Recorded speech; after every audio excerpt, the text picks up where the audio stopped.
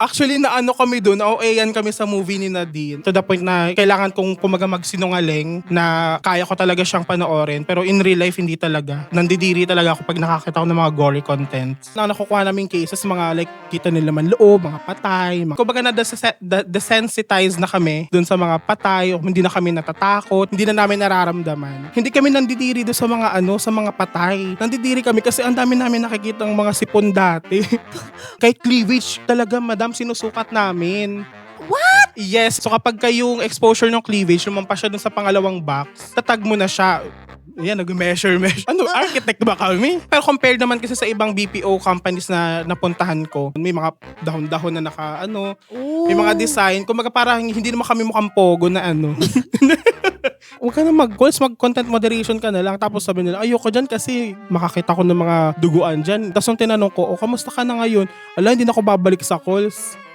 Ayaw na nila. Ang pinaka-goal talaga ni content moderation is to protect the children. Definitely. Sobrang higpit ng policy namin when it comes to children, to the point na may specific kaming policy kapag yung bata lang yung nakikita namin. Ang job ko is to protect the people who's watching it, not the people inside of the content. Wala akong magagawa, hindi ko siya pwede puntahan, pigilan. Ang kaya ko na lang gawin is to protect everyone na makakakita nun, which is to delete the content para hindi na nila mapanood. Think, talk, tea.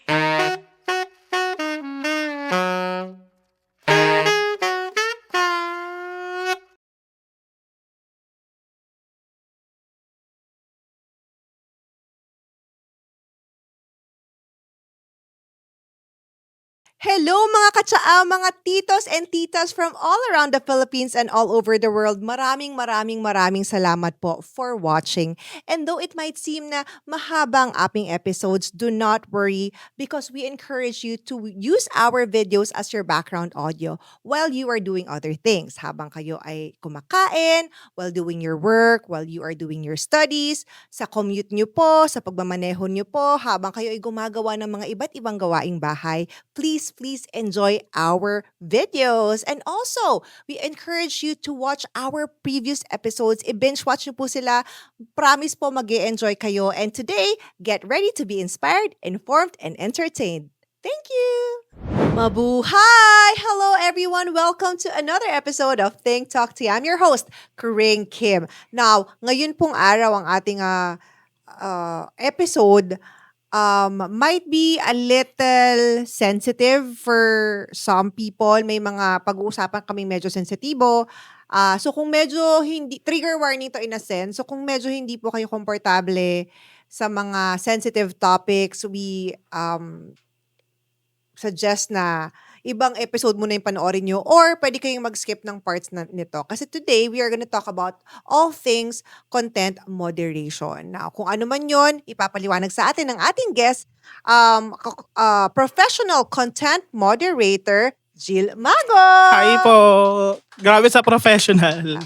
Para na mga amateur ka siya ang ba? pinaka-professional sa mundo. Bago ang lahat, bumati ka muna, Jill. Hi po sa mga watchers ng Think Talk Tea and sa mga kawork ko dyan. Hi. Ay, alam ba ng mga ka-work mo na pupunta ka dito? Ilan lang po, hindi lahat. Ano Nung time lang na na-receive ko kasi yung message sa IG. So, parang ilan lang yung sinabihan ko na, nag-reply yung Think Talk Tea sa akin. Yes, because si Jill po ay actually nag-reach out sa atin and he wanted to share his profession, ano yung mga pinagdaanan niya. Take note, ang dami pong nagme-message ng ganyan. To be fair, ang dami, especially recently na parang, i-feature niyo naman ako or like I wanna be a guest on your show. Pero hindi kasi talaga lahat, kumbaga, na isasala. Kasi Yes. depende talaga din naman kung ano yung parang feeling ba namin aligned. And it just so happened na I think your work is very something na gusto talagang, yung trabaho nyo, maraming taong hindi nakakaalam. Yes, super. Diba? Tell us what content moderation is. Okay, so yung content moderation po, part kasi siya ng LOB ng BPO, What's LOB? line of business. Line of business. So part po siya ng LOB ng BPO, ng trust and safety. So when it comes to yung safetyness nung platform or nung account na hawak nyo, doon kayo kumbaga yun yung saklay nila. Then, ang ginagawa po namin is, so yung mga videos or content na pumapasok sa platform namin, yung po yung minomoderate namin. And if it's against dun sa community guideline ni platform. So yun po hindi namin inaalaw. Then marami naman pong videos yung pumapasa sa community guidelines. So yun yung inaalaw namin sa platform. So in other words, kayo yung para sa in layman's term, kunyari nagpunta kayo sa Facebook, tapos parang feeling niyo may bastos diyan, Mm-mm. ni-report nyo, kayo yung nagde-delete. Yes po. Yan. Nagkaroon din ng pelikula si Nadine Lustre in Yes. 2022 called Deleter. Deleter. At ito yung trabaho niya. But we'll get to that later. So yeah, at least malinaw ang lahat. Hindi lang photos, hindi lang videos, pati mga comments. Tama ba? Yes, comments, yung minsan naman yung mga replies ni chat ay ni AI. Mm, Kasi usually may doon sa si Meta may AI na. mm, So kapag nag-chat ka kay AI, minomoderate din siya. Si ChatGPT meron din, si Gemini meron. mm. So ang dami, may mga events din. Katulad ng sinabi ko po kanina, mga event organizers. Yung mga events nila minomoderate din namin. So napakarami po talaga ng kumbaga minomoderate ng isang content moderator, not just videos and photos. We'll get to the details of that later. Yes. Ngayon, paano ka nakapasok dito? Parang nung nag-apply, paano ka nag-apply or ano ba yung job hiring, ano nakalagay, ganun? Nung nung 2022 kasi, kasama ko yung cousin ko nung nag-apply kami dito sa company na to. Tapos, kumbaga sinabihan lang ako ng friend ko na, uy, dito hiring dito sa, sa company nung isa kong friend, baka gusto mo. So, niyaya ko yung cousin ko kasi nga naghahanap din siya ng work that time. Then, nung pumunta kami doon sa company, ang nauna kasing interview is siya. Nung in-interview siya, ang unang question kasi sa kanya, kaya mo bang makapanood ng mga graphic contents considering na kumaga it will affect your psychological or mental well-being? Kumaga naging honest lang din siya. So sinabi niya hindi. Tapos nung pagbalik niya sa akin, sabi niya, ay hindi ako nakapasa kasi kailangan daw kaya mong manood ng mga like kaya mga ganyan. Like mga ganon. So, sorry ako na Oh, no, So, lang naman. sinabi niya na hindi niya kaya. Pero ako kasi like, during that time parang desperate na ako magka-job eh. So kumbaga pag hindi ako makapasa dito, then kumbaga mag-work na ako sa ibang profession. So, nung kumbaga pineke ko na lang na, ay kaya ko pumanood ng ganyan. Lagi ako nanonood ng Wrong Turn, mga ganon. Sorry? Nung Wrong Turn, yung mga gory na movie. Oh, okay. So ayun, sabi ko, ang hilig ko pumanood ng gory na movie, ganyan. Tapos tinatanong niya, so paano pag nakakita ka ng, for example, bata, tas anong gagawin mo? Ang sinabi ko that time, like specifically, wala po kasi ako magagawa dun sa like dun sa mismong video, like hindi ko siya matutulungan. Ang kaya ko na lang gawin is, tulungan yung makakakita nun. So i-delete ko na lang siya. So siguro yun yung naging start ng journey ko sa content moderation. Kumaga hindi ko in-expect na yun yung itatanong sa pinsan ko na to the point na kailangan kong kumaga magsinungaling na kaya ko talaga siyang panoorin. Pero in real life, hindi talaga. Nandidiri talaga ako pag nakakita ko ng mga gory contents. Before that, may experience ka bang ibang trabaho? Nasa BPO na rin po, pero customer service. Like call center? Yeah, from 2019 to 2022, nasa like CSR field talaga ako. Okay. Then yun yung first kong non-voiced or content moderation na campaign na na-handle. So you mean, ano yung job posting? Content moderator po. Content moderator Pero ka hindi talaga? sinabi kung anong platform. I see. And then, nung nakapasok ka na, no? Ano yung training? Ano yung kailangan yung matutunan sa briefing? Ano yung sinabi sa inyo? To be honest, nung una, kumbaga nag-expect ako ng, kumbaga sobrang contents, like gory talaga, makakita na ako mga nakahubad, mga ganon. Pero like very different siya nung nag-training kami. Like super gaan. Hindi ko siya in-expect na ganon. Like, though pinakita naman sa amin kung ano yung mga policy kasi i-discuss yun eh. Lahat ng policies, yung guidelines ni platform, parang 100 plus ata na policies yun. Tapos 2 days lang yung training. So, ikakram mo siya sa utak mo in 2 days.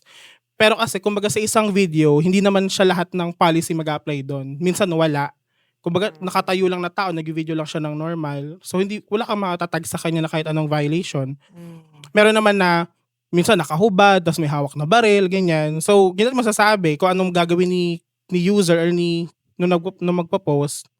So, itatag mo yung lahat kung ano yung makikita mo na pwedeng ma-violate niya sa guidelines. Pero nung pumasok na kami sa production after training, ibang-iba kasi ang nahawakan naming market sa Philippines. So, ang mga nakita namin, tayo yung mga sumasayaw, mga nag-zumba o kaya mga nagtitinda. mga nagtitinda. So sabi ko, ay, akala ko naman makakakita na kami ng mga ano dito, duguan. Ba't parang excited ka ba makakita? Eh, hindi kasi kumbaga, in-expect ko na yung utak ko na, ito na, kumbaga, parang araw-araw na akong ganito. Eh, nung nag-search ako tungkol sa content moderation, puro negative yung nakikita ko. Wala ko nakikitang like, ganong positive na magaan naman pala at some point, or yung ibang department medyo magaan. So, ayun po. Siguro ganun lang din yung, kumbaga yung process ng training pagdating sa content moderation, same lang sa BPO. Mas fast-paced lang kasi nga, wala naman kaming mahirap na process kasi click-click lang kami. So, yung guidelines lang yung need namin pag-aralan. And not specific to you, 'di ba? Not Yeah. sa industriya ninyo, kumbaga, ang nagmo-moderate kayo sa Facebook, Meta, Instagram, at TikTok, even YouTube. Yes, YouTube po May, meron may din. content moderators, Reddit, I suppose may mga nagre-Reddit din, Yes. no? Basta lahat ng social media platforms mino-moderate ng content moderators. And we're Yes. not gonna talk about specifically kung saang platform ka. Yes po. Pero at least may idea ka naman sa lahat, 'di ba? And also, I suppose, kunyari kahit Philippine-based ka, hindi lang naman sa Pilipinas na market. Yes. So ano po, nandun po ako sa company na yon, Philippines yung handle ko. Then nung na-promote ako as quality analyst, ang market na hawak ko na is Great Britain tsaka South Africa. Ooh. So, ibang content na yung nakikita namin, mga naka-two-piece na, mga pahubad na lahat. Like, syempre, iba naman kasi yung culture nila eh. And yun yung siguro yung maganda miscring sa content moderation kasi yung guideline, it fits kung ano yung culture ng country. Sobrang higpit talaga nung platform na handle ko nung pagpasok ko dun sa una kong content moderation campaign. Kasi even kahit yung mga naka-short na mic, naka-pek-pek short, tinatag namin yun. Bakit? Too much exposure. Eh, syempre, ang iniisip ni platform, ay si Philippines medyo conservative to. So baka ayaw makakita nung karamihan ng mga sobrang nakahubad na, kaya kita na yung cleavage. Kahit cleavage talaga, madam, sinusukat namin. What? Yes, sinusukat. May kami measuring tool. So para siyang grid. Parang 3x3 na grid. So kapag yung exposure ng cleavage, lumampas siya dun sa pangalawang box, tatag mo na siya. Yan, nag-measure. Architect ba kami? Nag-measure talaga kami, madam, ng exposure ng breast, exposure ng thighs. Pati thighs! Yes, ganun siya kahigpit. So, pa bawal mag-post, parang sa Philippine market, at least doon sa platform na Yes. sinasabi mo, parang yung mga bikini, hindi okay? Before. Pero kasi, di ba po, 2 days in training. So habang nagne-nesting kami, nakakakuha na kami ng mga actual live cases. Pero kumaga hindi pa siya pasok sa scorecard namin. Nagkaroon ng bagong policy. Nag-update bigla yung platform na sobrang laki. Kumaga binago niya talaga entirely yung policy na akala ko kahapon bawal yung short, ngayon pwede na. Ano ba to? Ganun siya. Ganun kabilis yung changes, madam, sa content moderation. Kumaga, mamaya pwede yung short. Magulat ka, bawal na ulit. Ganun siya kabilis. Like, yung adaptability talaga ng content moderators, kailangan mabilis. Kaya kailangan hindi ka makikling dun sa hindi ka makikling dun sa alam mong policy kasi baka maya-maya papalitan siya. So, ibig sabihin, papasok ka, kunyari, today, bago na ang content moderation policy natin, ngayon, pwede na dito yung kita yung, alam mo yun, Yes, ganun siya. tas bukas, ay hindi, bawal na ulit. Actually, kahit nga during shift, nagbabago siya eh. Kaya lahat ng mga sa amin, nanggagalaitin na, ano ba to, kanina hindi naman to tinatag, ngayon pwede na. Pero kasi, naman siya, kumbaga binibigyan naman kami ng leniency ni platform na, okay, siguro dapat bukas alam nyo na, ngayong mga cases na makukuha nyo, sige, papalagpasin namin. Pero bukas, dapat, master nyo, kumbaga alam nyo na siya. Wow! Yes, We ganun. didn't know this. Ganun siya kabilis. Kaya, meron ako isang ka-team, like sa current company ko ngayon. Kahit kami talaga nahirapan, especially me, kasi ako lang yung may content moderation experience sa amin, sa buong batch namin. Then siya, sunod-sunod kasi yung update, parang 8 ata yun. Tapos iba-iba pang policy. May firearm, isa nudity, isa ganitong policy. Tapos hindi niya na masabayan. Tapos nagpa-send home talaga siya. Kasi nga, kumbaga it affects na yung mental health niya. Like, hindi ko kaya ng sunod-sunod na information. Like, chill lang, ganun. Kumbaga hindi niya kinaya. So, ang alam ko, nagpa-send home talaga siya that day eh. Kasi hindi niya kinaya eh. In one day, walo yung changes sa policy? Yes, minsan mas marami pa doon. Minsan naman wala, pero constant talaga yung changes eh. Kasi iba-iba din naman yung trends. So kung halimbawa mag-trending to, like for example, mag-trending tong drugs na to, kunyari lang, syempre kailangan si platform, alam niya na agad yan. Alam niya na yung gagawin dun sa, in case na magkaroon ng video nakakalat na may gantong uri ng drugs. So kailangan masabayan niya yung trend. So pag natapos na yung trend na yun, tatanggalin na si policy. So ganun siya. Hindi kasi siya hindi siya mare-retain. Kumaga may mga policy na mare-retain, like yung mga general na tagging namin. Pero pag may mga trending cases kami, kailangan namin siya sabayan. Wow! Oh Ganun my siya. gosh! Hindi namin na-realize ganun pala kakomplikado yung trabaho nyo, no? Kasi tao kayo eh. Hindi Yes kayo AI po. eh. Diba? Kumbaga parang kayo yung nagde-decide based on your moral judgment kung, masyadong kita yung alam mo yon. Yes, ganun siya. And ano po, tawag dito, ang what's better naman kasi is yung content moderation kasi parang job siya for like a collaboration talaga. So for example, sa CSR kasi for example, hindi mo kaya yung like si customer nagpapaano na ng supervisor. Sige ita-transfer kita kay TL ganyan. Sa amin kasi pagka nahihirapan ka sa case, tatawagin mo lang ka team mo, ano sa tingin mo na ba to o ano mukha ba siyang or what? Pagtutulungan niyo yung case. Ganun siya. Since wala kaming kausap, free kami na magsalita. Kumaga free kami mag-converse sa isa't isa, mag-ask ng question tungkol sa case na to.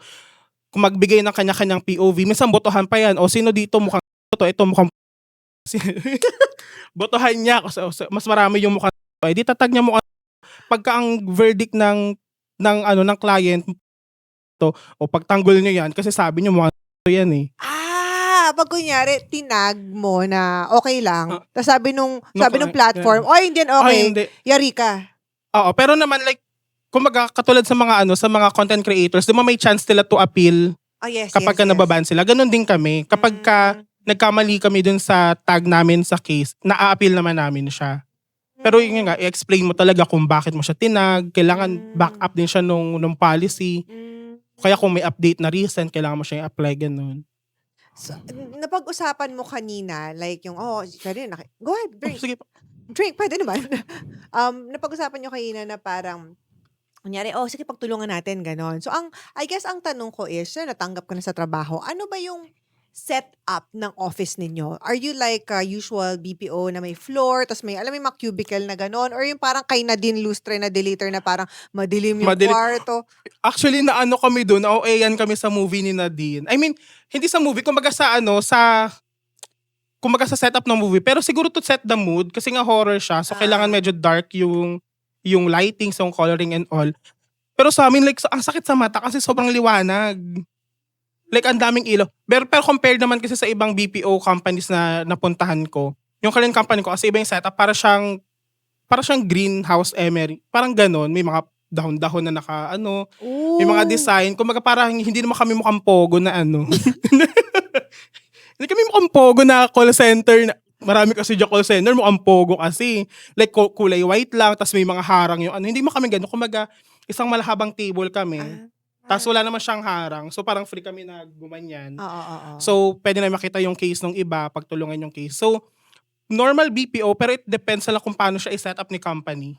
So depende sa kumpanya. Yes, kung paano yung magiging design and all. Do you also have, parang kasi we had Donji here. Napanood na ba yun? Yes Donji. po. OM Donji. If you haven't seen that, panoorin niyo po, masaya po to, yung Confessions of a Call Center Professional. Siyempre, in-explain niya sa amin yung, okay, from agent, magiging TL, tas may QA, may iba. Do you also have the same hierarchy? Yes po. May gano'n ding hierarchy since under din kami ng BPO. Oo nga pala. So ganun po. So doon po sa dati kong content moderation company, since naging agent and ako din naging QA, kumaga mas nakita ko kung ano yung differences ng roles. Pero yun nga po, same lang di kami ng setup pagdating sa mga BPO company. It's just that, kasi di ba nabanggit ni Donji na usually ang kaaway ni agent QA. Kasi yes. Kumaga inaano sila, ay malito ganyan. Yes, yes. Sa amin kasi, do sa previous company ko na content moderation din, kakampi namin yung agent. Kumaga magkakampi yung agent pati QA. Kasi parehas kayong nakakakuha ng update tungkol sa guideline o sa policy. So kailangan nyo siyang itindihin ng sabay. So kumbaga, hindi mo naman siya like kakampihan totally dun sa mga i-a-appeal niyang mali. Pero kumbaga, i-guide mo siya na, okay, ganito pag nakakita kayo ng gantong case, ito dapat yung gawin nyo. Kami magbibigay ng update sa kanila. So, ganun. Kasi dun sa iba kasing setup ng BPO, talagang check lang sila, ay, tama ba tong ginawa na to ni agent? Ano yung mali sa flow ng call? Sa amin naman, hindi. Pero ino-audit pa rin namin sila, like the usual QAs. So in your previous company, you were a QA. But in this Yes. current company, you are... Content moderator. Okay. Pero may QA ka din. Kung may Kayo, QAs din kami. May QAs din kayo. Yes. Tapos after ng QA, ano na? Quality managers, QM. tapos yun na, mga kataas-taasan na ng Mga ano na yun, malalaking mga sweldo. Diyos. Oo. Ayan. Okay. So tulad ng BPO normal, do you also have night shift and day shift? Sa current sa current company ko po ngayon, lahat kasi kami morning shift eh. Ooh. Yes po, naka-morning shift kami. Ang pinaka-late na lang namin na shift is 3 p.m. to 12 a.m. Pero wala na kami nung papasok ng gabi, umaga yung uwi. Wala na pong ganun. Pero sa ibang kumpanya? Sa ibang kumpanya, sa dati kong company, ang pasok ko is 5 p.m. to 2 a.m. So may mga napasok ng gabi, meron din umaga. So kumaga 24 hours siya. Pero dito sa current na to, morning kaming lahat. Pero generally, sa industriya nyo, para din talagang BPO. Yes po. It kung depends kasi kung ano yung hawak nyong queue. Kumbaga kung live yung hawak nyong queue, hindi pwedeng mawalan ng tao during gabi. Kasi nga may mga nagla-live pa rin ng gabi. Baka mamaya, dun magsilabasan ng mga malilibog na tao, edi lagot ng platform. So, ganun siya. Sa queue kasi namin ngayon, parang kumaga nakatambak na kasi yung mga case. So, parang no need na magkaroon ng night shift. And need din namin sabayan yung client namin sa pagpasok kasi nga ino-audit din kami real time. Okay. Tulad ng normal na call center or mga BPO, meron din ba kayo ng mga summer outing, Christmas parties? Meron po. Yun po yung laking gulat ko sa BPO industry nung pumasok ako sa content moderation kasi sobra nilang daming events. Ng content moderation? Sobra. Kumaga monthly, depende kung anong theme ng month. Like, for example, January, Chinese New Year, ganyan. February, Valentine. So it depends. May mga naman siya, may mga engagement team naman yung mga company. So sila yung nag-set up nung events. Nung nandun ako sa una kong content moderation company, since TL lang din, usually TL lang din yung nag-ano ng mga engagement. Syempre tatanong nila yung mga tao ano yung gusto nyo makitang event, anong gustong event nyo sa gantong month, ganyan. Then sobrang dami po nilang like ganap talaga na mas marami pa yung event namin kasi minsan dami namin pull out, kami na yung napapagod sa sobrang dami ng pahinga. Ay. Actually ngayon, kasi ang tawag dito kasi, kumaga, iba na kasi yung namin, hindi kami diretso moderation ngayon. Kumaga, pagpasok, moderate kagad, hindi ganun. Kumaga, magkakaroon ka ng time to review yung mga cases mo before. Kung may mga appeal ka, ganyan. Kung wala, edi dyan ka lang sa station mo, mag-chill ka lang saglit. Manood ng TikTok, ganyan. Hindi pwede. Ay, Sa loob ng pwede. prod eh.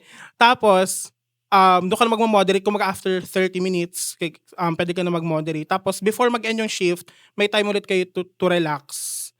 Kaya mag-meeting kayo ni TL, mag-huddle kayo, ganyan. May mga coaching din. Minsan,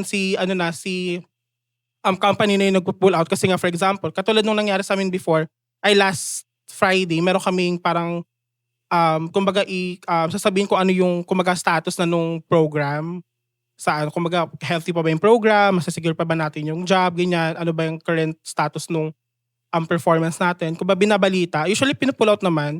Kami na yung papagod, kasi ang daming pull out, palabas-labas kami. Parang napapagod na kami kakatambik kaysa kakaklik, parang ganun. Pero hindi naman all the time na kumbaga once in month, ganun. Oo. Mas nakakapagod yung pagtambik. Huwag ka na magreklamo sa ganyan. Pag napunta ka sa ibang Ayun trabaho, nako.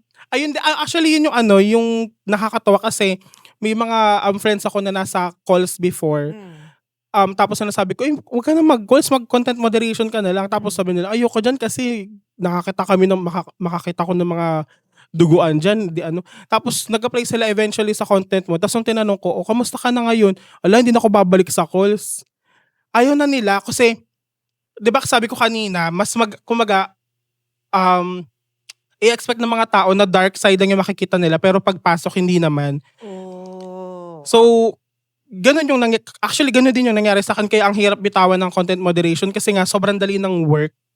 Kasi nga makiklik, it depends kung anong queue. Ayoko naman invalidate yung mga nakakakita dyan araw-araw na mga duguan na ano 'di ba tao. Pero ayun nga like madali lang naman yung like yung the process wise pero yung mahirap kasi is yung constant Correct. judgment tsaka yung yung well-being ng ano mo utak mo eh. Yeah, so that's what we're gonna talk about when we come back.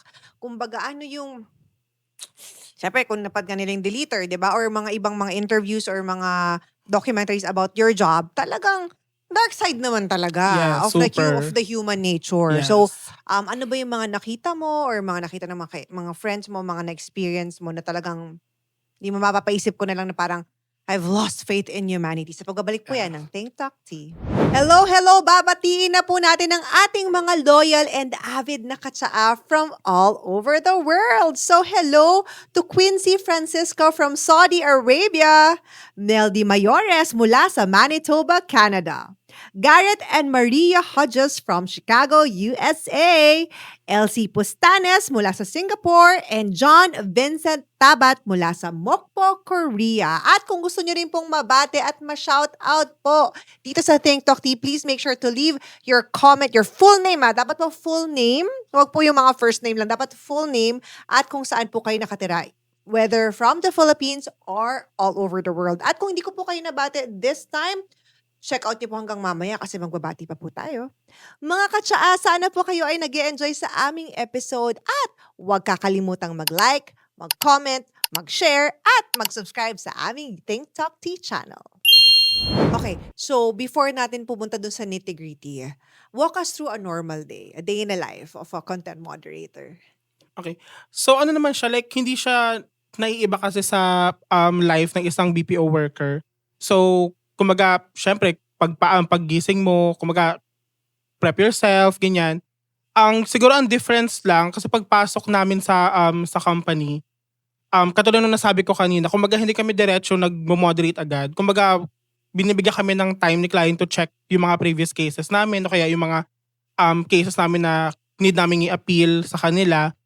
Then, after that, doon na kami mag-start mag-moderate. Siyempre, kumaga ano yun eh, kumaga sa queue kasi namin, kumaga currently parang 3 policy yung nandoon. So, randomize siya, hindi namin siya pwedeng piliin. Kumaga hindi kami pwedeng mag-cherry pick ng cases. Ay, ayoko nito kasi mahirap, ganun. Then, syempre, we get our breaks, of course. Then, once a week, meron kaming 1 hour na wellness session. Kumaga parang 1 hour per week. Yes, na wellness session. Kumaga may kausap kami na parang wellness coach. Then, parang monthly, meron silang topic na di-discuss. Minsan music, o kaya tungkol sa food, ano effect ng kumaga relationship sa work, ganyan, money, kumaga mga advices, ganyan. So, it depende siya kung anong topic nila. Pero yun yung pinag-uusapan namin for 3 weeks. Tapos sa last week of the month, yung 1 hour wellness na yon, kumaga binibigay nila sa moderators, okay, parang pwede kayo mag-eat out, nina TL, ganyan, magpatla kayo sa company. So, ganun minsan yung setup namin. Tapos, before end of shift, meron ulit kaming time to parang to debrief kung ano yung mga ano mga cases na nakuha nyo, may mga weird cases ba, may mga appeal ba kayo na receive today, ganun. Anong updates ba meron for today na kailangan i-discuss tomorrow pagpasok. So, ganun siya. So wait. So ibig sabihin, yun yung big difference niya, I suppose, sa call center na calls. Kasi sa call centers naman, wala naman kayong debriefing at the end of the day. Yeah, minsan may mga huddle, pero not sure lang kung billable siya kung kasama siya sa working hours. Minsan kasi, log out na kayo, tapos punta kayo dito. Parang ganon. Sa experience ko ganon. Like, pinagla-log out muna kami. Syempre, hindi na bayad yung pag-stay nyo after nun. Pero ngayon, sa inyo, bayad yun? Yes, yung 30 minutes na yun, na debriefing. Okay. What would you say are your expectations versus reality sa pagpasok nitong trabaho na to? Expectations, siguro nung before ako mag-start sa content moderation, nag-expect talaga ako na parang, yung effect niya sa psychological well-being mo, like sobra. Like, baka mamaya hindi ka na makausap o umiiyak ka na dyan sa tabi, hindi namin alam, mga ganon. Pero like, nung kumbaga nandun ako sa industry, like for a very long time, magaan siya na work. Kumbaga, ang nagpapasakit ng ulo mo kasi is just that, need mo ng mabilis na decision making. Kasi hindi ka pwede magtagal sa case ng sobrang tagal eh. Kumbaga kumbaga need mo maghabol ng quota, kung meron kayong quota, ganon. So, kailangan mabilis talaga yung pag-decide mo dun sa case na yun. Minsan may mga case kasi na talaga na sobrang hirap, na nagkakatalo talaga sa point of view. Then, dun na siya. Kumbaga, tatanong mo na siya sa mga ka-team mo kung anong point of view nila sa case na yun. So, ganun po. Kung napanood niyo po yung movie ni Nadine, yung Deleter, syempre, i-base natin doon, let's say. Okay, So, pagpasok mo ba doon, yung queue mo, nandoon na siya, nakalagay na siya? Yes, yes po. Sila na, kumbaga yung platform, automatic na yun. Yeah. AI na po yung kumukuha nun Yes, eh. AI na. Tapos, delete, ganyan. Tapos, parang pasok, or Okay. delete, ganun. Tama ba ako? Yes po, Ganun ganun siya. po siya. Okay. And then, kasi dun sa Deleter nga, and I think with the other interviews that I've seen from the States, wala pa akong nakitang na-interview na Yes. content moderator locally in the States. Dala talaga nila to. Kumbaga parang, that's why I'm very surprised that you're saying it's really not a tough job, for you at least. Yes. Would you say it's because, baka kasi masabi ng mga tao, baka madali lang napunta sa yung mga platform or trabaho. Hindi yung trabaho yung madali. Ikaw yung swinerte. Hindi po kasi nung dito sa current company ko kasi, di ba po doon sa una kong company, ang nag-expect ako ng like sobrang madugo, tas it turned out na mga nagtitinda lang yung nakuha ko. Dito different na sa current company ko. Doon ako nakakita ng mga like live na. Ang pinakamalala ko talaga nakita Miss Kring, hawak niya yung ulo niya. Nung tao? Yes. Tapos na siya. Baka AI yun. Hindi po eh. Galing sa war. Paano niya hawak? Di buhay pa siya? Patay na. Ah, So, yung ulo, tas kumaga yung killer, yung ulo, pinahawak sa kanya, habang na siya, tas pinicturan, ganun. Tas pinost sa platform. Tas meron pa, kumaga habang siya sa CR, nakahiga siya, pinahiga siya doon. Tas bilang yung ulo. nung Hindi, ibang tao pa. So, dalawa sila dun sa loob, pinahiga yung lalaki, siya. Tas kunyari ako yung killer. Yung ulo niya habang siya. alam Yun yung, niyang papatayin siya? Or, siguro, kumbaga last na yun, hindi ko alam kung movie ba siya or what. Kasi, kung ano pumapasok sa queue namin, yun na lang kailangan namin i-moderate. Pero yun yung mga malalalang cases na nakuha ko. pero, wow. Pero yung ganyan, auto-delete, obviously. Yes po. Like auto-delete talaga siya. Kasi kumaga naman, ang predetermine naman ng AI kung ano yung papasok sa queue namin. For example, adult nudity.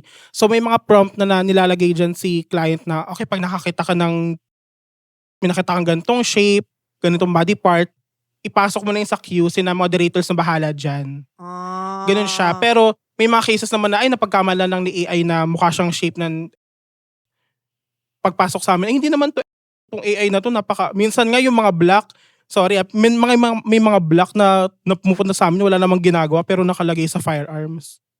What yung black? Black American, Africans. Tapos Bakit sa firearms sila nakalagay. kasi, O kaya mga Middle Eastern, parang firearms. na policy, kumbaga na violation. Wala silang hawak na firearms? Wala. Ano yun? Hindi ko alam, kaya nga sabi namin, itong AI natin ang racist. Diyos ko. Pati mga Middle Eastern, nakakita lang mga nakahijab, mga nasa firearms talaga siya. Sabi, ano ba to? Ba't ganito naman yung AI? Nakakita lang ng, pero siguro kasi like, kumbaga yung general, kasi ni AI, kumbaga like, ito yung mga itsura na terrorist. Kumbaga kung ano yung finifeed kasi kay AI, yun yung kukunin niya. Ayan, kumbaga si AI, wala talaga siyang moral judgment. Oo, parang so nakabase nasa amin lang siya na sa yun. data. Yes, ganun siya. Mm. So it depends. Pero kumbaga yun na yung pinakamalala ko nga mga nakita, yung mga ng ulo. I think one of the because nga nanood ako nung mga interview. So a lot of talagang mahirap dyan. And I'm sure if we have mga content moderators sa chat, please share your kwento din, Yes. 'di ba? And I'm sure may mga kaibigan ka din na may mga na-experience na iba. Yes po. Actually, funny story. Actually, hindi naman siya like super Paano yan siguraduhin mo? Yeah, super. Shout out Micah ha. Ganito kasi yung nangyari sa kanya. Syempre ang queue namin noon, ang nakukuha namin cases, mga like kita nila man loob, mga patay, mga ganyan. So kumbaga normal na sa amin, kumbaga yun yung sa amin, kumbaga desensitize na kami, na hindi na kami nagkakaroon ng kadiri moments dun sa mga patay, o hindi na kami natatakot, hindi na kami kumbaga wala na yung sense ng pagka-gory niya kasi hindi na namin nararamdaman. Pero siya, nagkaroon siya ng case na hindi ko alam sa daliri yun eh, parang sugat sa daliri. Mhm. Tapos kinento niya doon sa isa naming ka-team na pumunta nga siya sa CR tapos parang feeling niya mahihimatay siya. Kasi, Dahil lang sa sugat sa daliri, sabi ko, ano ba yan? Ang dami na natin nakitang patay sa sugat sa daliri. Doon ka pa na doon ka pa na hilo, doon ka pa mahihimatay. Hindi niya rin alam kung anong nangyayari kasi nga, parang malalim na sugat at yung parang umaangat na balat sa daliri. oh yeah, gets Yung parang ganon. Oo. Parang ganon natin yung nakita niya. Tapos sabi niya, may parang mahihimatay ako, ganyan. Tapos sabi ko, ang dami na nakikitang patay dito, diyan ka pa na Pero minsan, hindi kami nandidiri doon sa mga sa mga patay. Nandidiri kami kasi ang dami namin nakikitang mga sipon dati. Bakit pa ni Sipon minomoderate? Kung pumapasok lang siya sa kasi nga si AI, di ba yung kumukuha? May Ah. makita lang siyang bodily fluid kinukuha niya. Ah. May makita lang kaming, mas nandidiri pa kami sa ganun kaysa sa mga kita yung laman loob. Sa sobrang na na kami, desensitized na kami sa mga contents. Sabi. Nag-iiba-iba din. Sorry, babalik lang ako dun sa ko. Kasi parang, dun nga sa mga napanood ko nung mga interview, Mm. parang, ang hirap kasi like for example, may mga trafficking, yung mga Yes. child Yeah, super SA and dami. everything. Nakakita ka na ba ng ganun? At anong ginagawa? Kasi, hindi ba dapat ina-escalate to sa mga police or Dun po sa previous dun sa previous company ko, na-awardan kasi yung isang moderator doon. award is napagalitan or na-award na nabigyan ng Award, nabigyan ng award. Okay, kasi ba, Oo, na-awardan siya kasi nga, nagkaroon siya ng isang case na yung yung content na pinapanood niya, si subject gusto sa live. oh my God. Maraming ganon, madam. Like, sa Facebook maraming. Actually, hindi ko pa alam yung content moderation nung nag-start ako sa BPO. May video dati na kumalat sa Facebook na tumalon siya sa building. So may mga ganun, hindi natin maiiwasan. May mga ganun talagang tao na na pinapakita pa nila sa live. So ang ginawa niya, syempre, para ma-escalate agad, so nireport agad niya doon sa isang department na supposedly magbaban ng account. Tapos naligtas nila yung tao. For the reason na, I'm not sure if once we selected yung mismong policy is magdadirect na siya sa authority ng country na yun. Tapos na-save yung tao. Kaya, kumbaga, medyo matagal na yung case na yun nung na-receive niya. Tapos parang siguro months after, binalito siya, yung nakita mong case dati na dapat hindi natuloy kasi nakapunta agad yung authority, ganyan. So, kumbaga, yun yung pinaka-fulfilling sa job.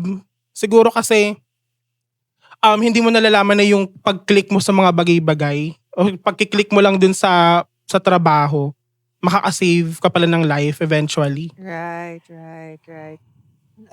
No, in relation to that, kasi nga, may napanood akong content creator creator siya, Pinay, and then content moderator din siya, and then she was saying na parang, kunyari, magpo-post lang ng mga, kaya yung mga magulang, mag-ingat talaga kayo. Yes, Mag-post ka super. lang ng picture ng anak mo, normal. Yes. Tapos yun pala, may mga kumukuhang mga tao, nilalagay sa mga website, tapos parang pinag-aanuhan na nila. Yes. Tapos doon na naglumalabas. May mga na-encounter ka din ba na ganon? Or Actually, yung team mo, ganyan. Yan kasi parang feeling ko, yan ang pinaka worst crime and sin. yes, super.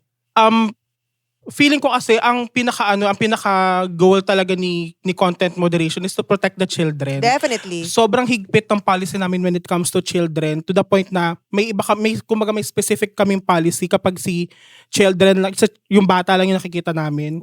So for example, nakita kami na dyan na, ay mukha talaga siyang minor, okay, ban na agad yung account kasi hindi sila pwedeng mag-live.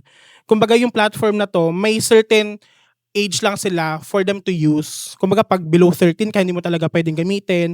Pag below 16 ka, pwede ka mag-live pero ang dami mong features na hindi mo pwedeng magamit. Kailangan 18 ka bago mo siya magamit. So may mga ganon. So ang higpit talaga ng community guideline namin pagdating sa minors. Especially nga, katulad niyan, yung mga picture ng mga bata na, kumbaga, madali na kasi mag-AI ngayon eh. So kumbaga, ini-switch nila yung picture, yung mukha nung. So yun yung talaga Nakaka-upload nila? Meron madam na po, kumbaga ini-switch nila yung mukha sa na tao. Then yun na yung pag-aanuhan nila. Kaya yung mga parents sana, though marami talaga na ginagawa nilang content yung anak nila, pero ganun po yung consequence once na in-upload nyo yung picture ng anak nyo. Marami po talaga dyan na tao na hindi nila hindi maiwasan actually, kasalanan talaga siya. Anong tao? Mga animal yan, hayop. Ayun, Actually, mga hayop. Okay. So, ma-offend yung mga hayop, mga demonyo yung mga Ayun. yan. So sa mga na yun, mga demonyo na yan, na gumagawa ng gano'n, mga malalaswang bagay, yun yung kailangan nilang i-take note na pwede mangyari sa anak nila na sana wag naman. Hindi, pero kayo pag nakita kayo ng ganyan, aren't you supposed, kunyari nga may mga SA, ganyan. Hindi niyo ba dapat in-escalate niyo sa authorities? Ano naman, tawag dito, ayun nga, I'm not sure kasi kung paano yung nag-work, katulad nung kanina na na-report. Siguro ganun din yung nangyayari, na kapag, for example, may mga SA, kung may mga minor na or nagkakaroon ng SAs, not sure kung nare-report din siya directly SA po agad-agad. is sexual abuse. Yun po. So not sure kung ganun siya nag-work or iba pa yung process kapag natag namin siya, iba pa yung tatawag, ganun. So, Pero kayo, wala kayong wala po. Once taga-delete na, lang talaga kayo. yes po, ganun lang po talaga siya. Hindi nyo siya na-escalate sa parang mga boss nyo na parang, uy, paki-check, parang i-check nyo pa to further. Wala na po eh. Directly, delete na po kami. Ganun lang siya. Parang dapat i-consider yan. I-reconsider Yes. yan ng Pero ano kinauukulan naman, ninyo. yung mga cases kasi na nakukuha namin, nire-review din siya ng mga offshore, kumbaga ng mga client. So kumbaga real time din sila kaya yung mga naka-separate kasi siya yung mga bawal sa platform o kaya yung mga, for example, yung mga nudity, mga sexual assault. May kami policy kami na diretso na reported. Kumbaga ibaba na siya directly. So, kumbaga doon si client, nakikita na agad na, okay, binanto, ganyan. Meron namang mga policy na, for example, like for example, nakakita lang ng yosi. Kasi minsan sa mga platform, ayaw nila na may nag-yosi sa Kasi nga, syempre, may mga batang viewers, ayaw nila mahikayat. So, nagkakaroon ng warning. Kumbaga habang nagla-live ka, magkakaroon ka ng warning dyan na, okay, we have detected na parang use of tobacco, your live will end in 3 minutes. Mga ganon. So, na-try namin siya kasi parang December of 2022, dapat year-end party namin. So, hindi kami sumama. Nagpunta kami sa MOA, nag-staycation kami. Tapos ang ginawa namin is, nag-live kami doon sa platform na pinag-workan namin. Tapos nagulat kami doon sa messaging tool namin. Yung mga ka-work namin, huy, nakita namin kayo dito sa anong ginagawa niyo dyan? Ganon siya ka-real time. Kumbaga once na-hit na namin yung live, papasok na siya sa queue namin. Nakita na kami doon. So, syempre, alam na namin kung paano lulusutan yung platform. Tago mo yung yosi. Pinagtatripan namin sila. Oh my God. Ganon. So kung alam mo kung paano malusutan ng platform, you can get away with it. Yes. Pero, kahit naman sino, basta kumbaga, basta nabasa nila yung community guidelines, kaya nalang lusutan. Katulad ngayon, yung mga creators na, kumbaga, meron silang sariling lengguwahe. Yes, Yung gumagawa, ang tinatawag namin algo speak, algorithm speak. So gumagawa sila ng ibang term para hindi ma-detect ni platform. Unalive. Yeah, unalive. O yan, mga SA, great mga ganyan. SA. Oo. Yan. So, Actually, nalulusutan nila yung community guidelines with those kind of words. Which is minsan naman, kumaga, in a sense, kung pwede nalang gamitin, pwede naman nalang gamitin yung actual words. Pero kasi may kinoconsider kasi si platform na mga type ng content na pwede lang siyang sabihin. Mga educational, ganyan, I see. scientific. Tulad nito. Yes. Yeah, educational siya. Meron ka bang content na hanggang ngayon dala mo pa rin? Kasi madam tawag dito, isa siguro sa mga natutunan kong skills sa content moderation, yung hindi ko pag-alala sa case ng sobra-sobra. Siguro yung mga malalala na content, katulad nung na-share ko kay Krisa, yung like hawak niya yung ulo, o kaya, yun nga, o kaya yung buhay, mga ganon. Pero hindi siya naglilinger sa akin na to the point na kahit sa bahay naaalala ko siya. Hindi naman siya ganon. Kumbaga pagka pumasok kami sa work, natandaan mo yung case na nahawakan ko before, yung hawak niya yung ulo, ganyan. Ano ba, nakita ko na naman, ito na naman siya. Parang ganon. Feeling ko desensitized ka na. Super. Siguro tagal ko na rin sa content moderation, hindi ko na talaga siya nararamdaman at all. Kaya siguro tawag dito, yun din yung kapag nakakakita ko ng mga post sa group, sa Facebook, na okay, hiring to content moderations, makikita ko dun sa mga comment na, ay, ayoko dyan kasi yung mga tao dyan parang wala nang pakiramdam. O ya, may mga nababaliw na dyan. Grabe na, di ba nababaliw? Yun nga, parang kumbaga natuturan ka ma-desensitize sa mga contents na nakikita mo. Pero hindi, pag outside naman, hindi naman namin siya kumbaga normal na tao pa rin naman kami. And I remember it that in that movie of Nadine, ang sabi niya, Hindi yan mga tao, data yan. Yes. I'm not so sure if it's a good thing, honestly. Sadly, pero ganun namin siya nakikita. I'm sorry, pero like for example, It's your truth. yun, It's your truth. makakita ko dyan ng, like for example, wala kasi akong magagawa sa content. Ang job ko is to protect the people who's watching it, not the people inside of the content. Ganun na siya. Kumbaga, wala akong magagawa, hindi ko mo siya pwede puntahan, pigilan. Ang kaya ko na lang gawin is to protect everyone na makakakita nun, which is to delete the content para hindi na nila mapanood. Wow! Yes. Ganun ko na nakita yung work ko. Wow. Not sure doon sa mga ka-team ko kasi first BP, nila to, content moderation experience. Pero as someone na 4 years na sa field, ganun ko na siya nakikita. Meron din ba kayong quota?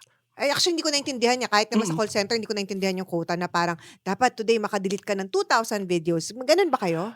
Yes po. Kung mag-ano naman siya, doon sa una ko kasing content moderation campaign, wala naman kaming quota. Since live videos kami, pag may pumapasok na bagong live video, yun na itatag namin. Pero pag wala, avail time siya. Kumbaga, hayaan mo lang may pumasok na video. So mag-aantay ka lang. Pero dito kasi, sa current kumbaga, nandyan lang yung case, magmo-moderate lang kayo na magmo-moderate. Pero parang ngayon, ang quota kasi namin is parang nasa parang 300 per day. Meaning, dapat makadelete kayo ng 300 video? Mm-mm. Or maka-watch ng 300 video? Maka-watch ng 300. So parang more or less 1 minute per case.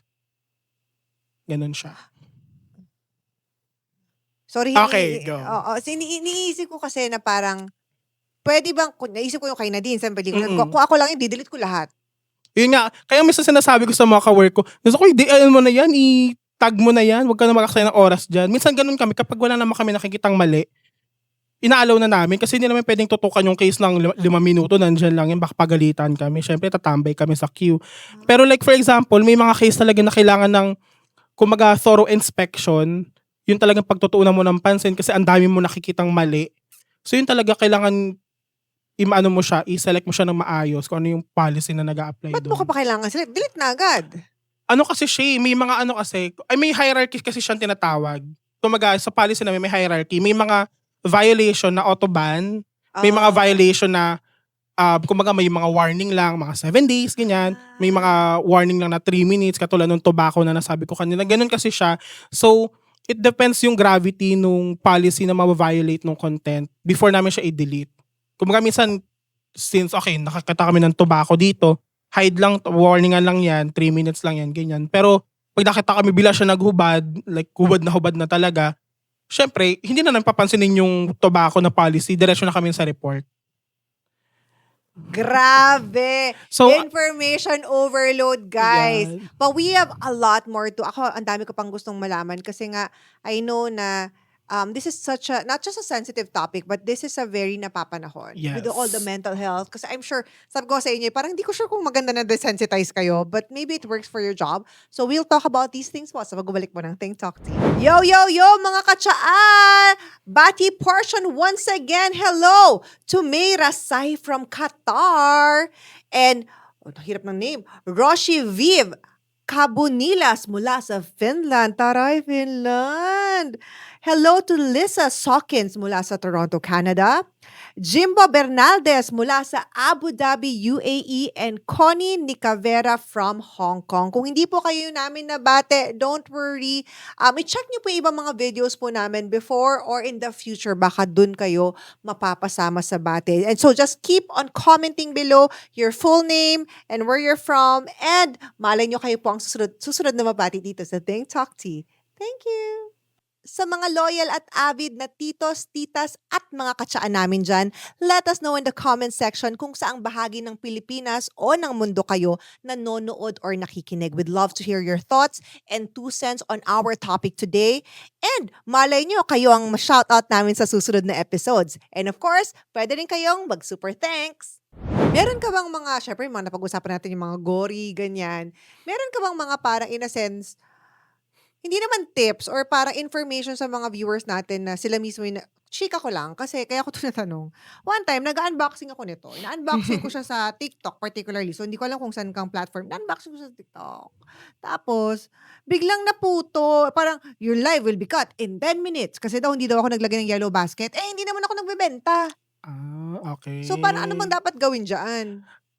Ano kasi tawag dito, doon kasi sa previous platform ko, meron kaming policy na tungkol nga sa mga nagtitinda. Oh. O kung mga nag-a-advertise ng mga products, ganun. So once we select yung policy na yon, pupunta siya doon sa queue na lahat yun, mga nagtitinda. Kumbaga nasa e-commerce side na siya ng platform. So doon lahat siya papasok. Siguro yun yung reason kung bakit din na-cut kasi nga kumbaga hindi siya, I'm not sure kung bakit eh. Kasi sa platform naman namin before, may mga trigger points kami na kailangan marinig or makita. For example, naglagay ka dyan na name ng store mo, phone number, ganyan. Tayo mga mode of payments. O kaya, yun nga, may yellow basket ka. Siyempre, kumbaga, ka ni platform na, dapat may ka dito. Dapat naka-specify to na magtitinda ka, ba't hindi mo sinabi? So, ganun siya. Doon sa platform namin. So, may mga need kami makita ang trigger points bago namin siya salain papunta doon sa e-commerce side ng platform. Ako personally, wala na akong ex. Pero so hindi ko rin alam kung may content moderation ng ex. Kasi puro porn Yun na nga to, diba? Actually, parang lahat nga ata, porn na yun. Dati iba yung contents na nakikita sa X eh. Pero ngayon parang puro ganun na. Dapat ang name niya Triple X. Charot. Kaya nga, ayun, komedya. Ano tawag dito? Nung nando kami sa office, sabi ko, may content moderation pa ba tong X? Kasi nga puro, parang inaalaw na yung porn. Kasi ang dami ng kahit mga Filipinos na nagpo-post talaga ng mga videos nila. May mga hindi ko Pwede, alam. diba? Pwede Not kasi sure pwede kung yung, meron. pwede yung pwede, diba yung mga alter nandun eh. Yes, nandun sila. Hindi So, sila banned eh. yun. Baka siguro inaalaw ni X. Not sure lang kay Elon Musk kung bakit.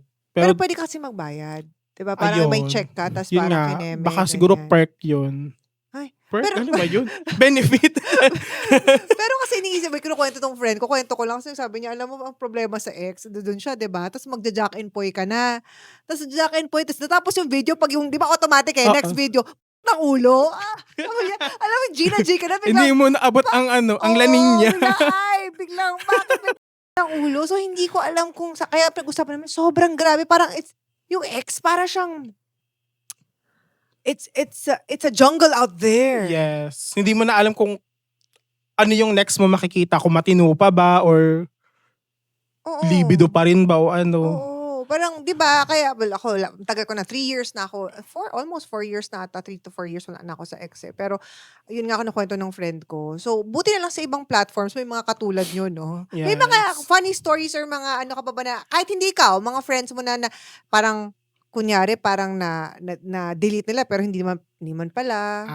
Ano ka tawag dito? May case yung friend ko before, si Meg, may case siya before na tawag dito, may mga filter kasi 'di ba usually sa mga social media platform. Pag nagla-live ka, pwede ka maglagay filter, ganyan. Like filter ng mukha. O kaya kahit yung mga border, ganyan. Yes. Yan. Yung filter is parang curtain, parang sheer na curtain. Tapos nga, nagja-jack and poy siya. Tapos madilim. Tapos, siya, ang ginagawa niya, di ba yung PC, ganyan. Gumaganyan siya. Kasi Like, tinatagilid niya pa yung PC niya, sa gilid niya sinisilip. Sabi, anong ginagawa mo? So, hindi ko kasi makita anong ginagawa. So, kumbaga, baka yung lighting kasi ng office, baka nakaka-affect sa Minsan tawan-tawa ako kasi, di ba nakapalda yung babae. Sisilip pa yun pa ilalim. Sabi ko, wala ka na makikita talaga dyan. Ganon.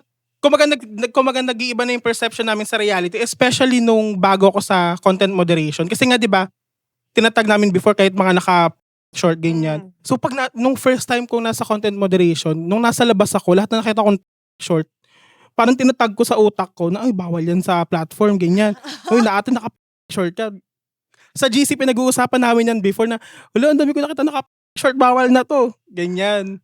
Pero kumbaga, yun nga, at kumbaga habang tumatagal, hindi mo na, kumbaga, hindi na papasok sa sistema mo yung policy. Kumbaga, maiiwan mo na siya sa office, yung work. Yun naman yung kagandahan siguro sa content moderation na hindi namin na-feel na dala namin yung work pagdating sa bahay. pero ikaw lang yan. Sa'yo ko lang ito Siguro. narinig. Kasi nga yung mga Siguro. na-interview dun sa deleter nga, Ayun, Nag-unalive si yun ate. si, ano, Pero di ba, dun nga nag-unalive ko siya because of like yung ano niya. trauma and whatever. And also yung mga interviews nga, kasi nga siguro, feeling ko lang wala ka pa nakikitang sobrang grabe. Mga animals, may mga ganun ka ba? Marami po. Pero ano kasi, sa animals naman kasi, kumaga may mga ano din, gray area, kumaga, kung for food consumption, di naman siya pwede itag. Kinakatay na baboy, di naman siya pwedeng itag. Kasi nga, for food consumption siya, pero pag yung mga animal talaga ng mga, like mga mga aso, ganyan pusa, doon na namin siya inaan. Pero parang wala pa naman ako nakitang ganun. More on food consumption na type ng animal content yung nakikita ko. Okay. Ganun siya. Now, ang tanong dito, syempre, kung kunyari, hindi ka kasing tapang ni Jill, kung hindi ka kasing lakas ng loob, syempre talagang maaapektuhan ka dito. Yes, Especially, I super. suppose, if you see kids, alam mo yon, Yes. being done na talagang medyo parang kademonyohan and whatever. And a lot of crimes. You see a lot of Super. death and crimes. How do you content moderators deal with it emotionally, psychologically, and spiritually? Not just you, but I mean in general. Pwede ikaw Siguro din. siguro in general, kasi meron kaming kumaga may mga wellness coaches kasi kami. Mm. So for example, makakita ka ng case na kumaga nag-trigger sa past traumas mo. Kumaga pwede kang mag-reach out sa kanila na, "Coach, pwede po magpa-set up ako ng schedule for a session kasi ganito yung nakita ko, hindi ko po kaya, need ko nung kausap," ganyan. So may mga on-site naman kami, wellness coaches sa lahat ng company na nasalihan ko. Then, may binibigay din na phone number si company na free naman siya. Tapos may mga, kumaga may mga mental health professionals din kami na pwedeng kausapin. And extended siya sa mga family members, hindi lang sa amin. Kumaga as part of our benefit na rin. So, kumaga hindi natin maiiwasan kasi may mga tao talaga na for the sake of having a job, kahit na hindi nila kaya yung severity ng job or severity ng work sa mental health nila, kailangan nila tanggapin. And marami talaga siya sa industry. Kaya nga may mga nagko-comment dyan na ayoko dyan kasi nga baka mabaliw ako dyan, hindi ko kaya manood ng mga, kaya makita ng mga ganyan. May mga tao talaga na kailangan nilang tanggapin, pero yun nga, may mga support naman na binibigay sa company pagdating sa mga ganyang bagay.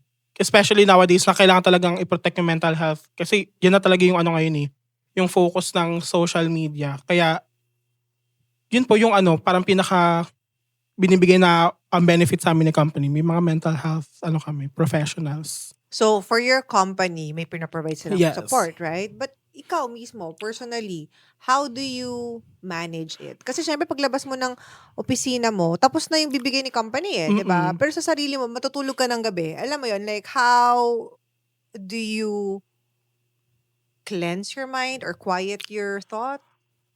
Kasi madam like, di ba nga doon pa lang sa pagpasok ko sa content moderation, di ba sinabi ko na hindi ko talaga kaya.